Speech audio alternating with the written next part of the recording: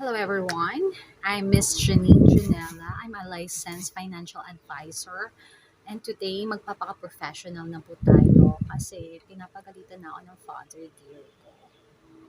Kasi lagi daw ako nag-joke.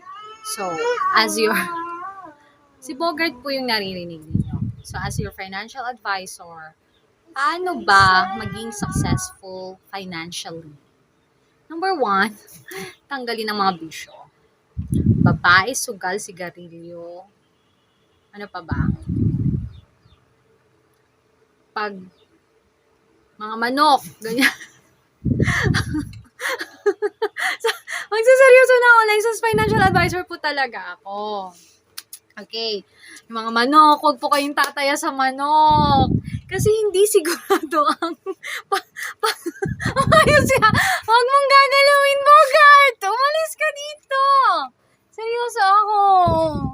Ito na talaga, kakaririn ko na balik career na ako. Diba sabi niyo gusto niyo maging professional ako? Ito nagiging professional. Professional licensed financial advisor na ako. So ang background ko po, I'm accounting major, I'm business and taxation major, I'm corporate law major, and I'm double major with financial management and banking and finance and everything. Then I also finished theology. I'm now taking up psychology and Christian counseling. So, totoo po ang sinasabi ko. Para ma-bless ni Lord ang buhay mo financially and every relationship. Kasi ayaw ni Lord talaga. Magbasa po tayo ng Proverbs. Ayaw ni Lord ng sugal, sigarilyo, babae, nakakamalas ang babae talaga. So you read Proverbs of Solomon, ano pa ba?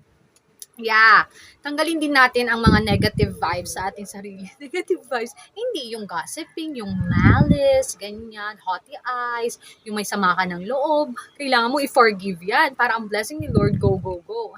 Ang corny ko talaga. Paano tayo makaka-close deal?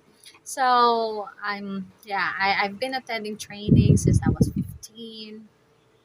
Accelerated po ako. I'm in the university, top university in the Philippines when I was 14. First year college na po ako. I'm taking up accounting. And hindi ako nagpa-license na accounting kasi nag-forensic auditing lang ako.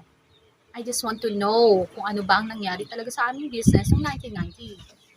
Kasi pinalaki kaming mali. Baon na baon sa utang na loob. May mali pala talaga. So yun lang po. May the Lord bless you and keep you. Jeremiah 29.